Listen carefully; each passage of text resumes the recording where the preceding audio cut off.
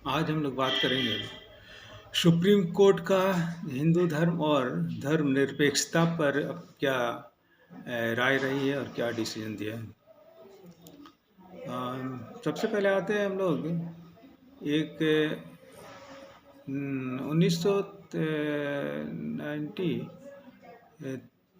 93 1993-94 का केस है कि उस समय मनोहर जोशी ए, चुनावी घोषणा पत्र में कहा था कि बीजेपी की सरकार अगर जीत जाती है तो हम सबसे पहले महाराष्ट्र को हिंदू राज्य घोषित कर देंगे।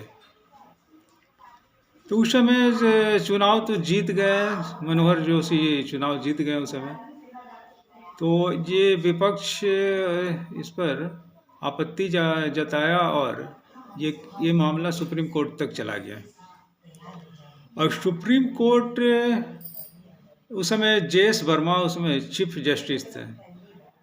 तो उस समय जे.एस. वर्मा उस समय ये फैसला उस समय सुनाया था कि हिंदू धर्म कोई धर्म नहीं है, एक जीवन शैली है, एक जीवन शैली, एक विचारधारा है। ये कोई इस्लाम ईसाइयत की तरह कोई धर्म नहीं है। और फिर चुनाव खारिज नहीं किया, उन चुनाव को वैध घोषित कर दिया। इस तरह सुप्रीम कोर्ट हिंदू धर्म को एक जीवन शैली बताया था उस समय। इसके बाद हम धर्मनिरपेक्षता पर अगर बात करते हैं तो धर्मनिरपेक्षता के बारे में एस.आर. मुंबई केस में, ये भी 93-94 का ही केस है। उस समय जो बाबरी ढांचा गिराया गया था तो 4 राज्य को सरकार ने गिरा दिया था 356 लगा के। उस समय कांग्रेस की सरकार थी और वो सरकार 4 राज्यों को उस समय गिरा दिया था। तो उस समय फिर सुप्रीम कोर्ट मामला गया, एस.आर. मुंबई केस कहा जाता है। तो सुप्रीम कोर्ट इसे सही माना है, क्योंकि सुप्रीम कोर्ट का कहना था कि धर्मनिरपेक्षता एक बेसिक स्ट्रक्चर है। अगर कोई सरकार, कोई भी राज्य सरकार अगर इसे नहीं बचा सकती,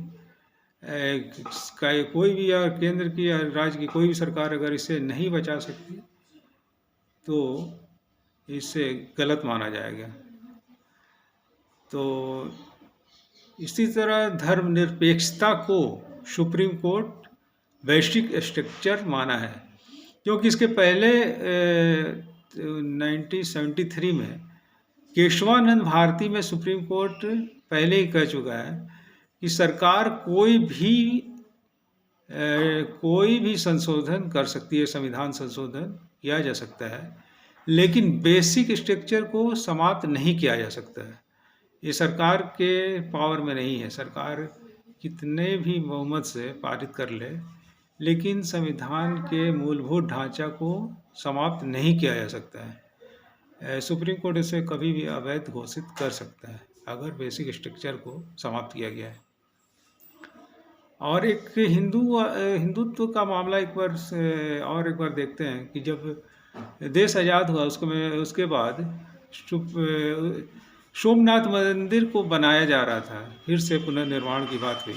तो के.एम. मुंशी पटेल और नेहरू जाकर गांधी से बात किए थे।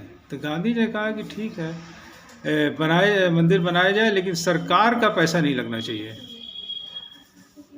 तो अगर आप ट्रस्ट बनाइए और किसी और तरीके से मंदिर को बनाया जाए, तो इस तरह बनाया गया। इसी तरह से मंदिर का निर्माण हुआ।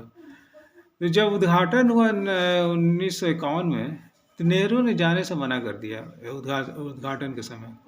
उन्होंने कहा कि हम एक संवैधानिक पद पर हैं और हमारा जाना सही नहीं होगा। और राजेंद्र प्रसाद उस समय राष्ट्रपति थे, उनको भी जाने से मना किया, लेकिन राजेंद्र प्रसाद गए थे उद्घाटन में। और हालांकि वहाँ किसी तरह का धार्मिक उन्होंने भाषण नहीं दिया।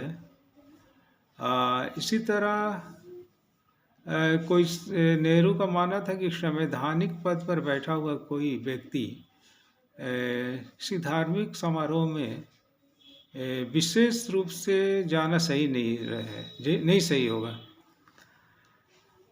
इसी तरह धर्मनिरपेक्षता, हिंदुत्व के बारे में सुप्रीम कोर्ट की कौन कौन सी फैसला दिया, इस पर बात की है हम लोग। इसके अलावा हम भी देखते हैं कि अनुच्छेद 27 में भी दिया गया है कि सरकार किसी धार्मिक स्थल को बनाने के लिए कर नहीं ले सकता है।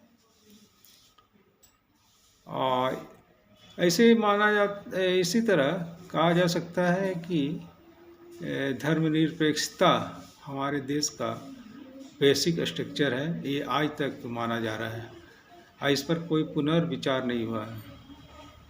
Okay, thank you very much.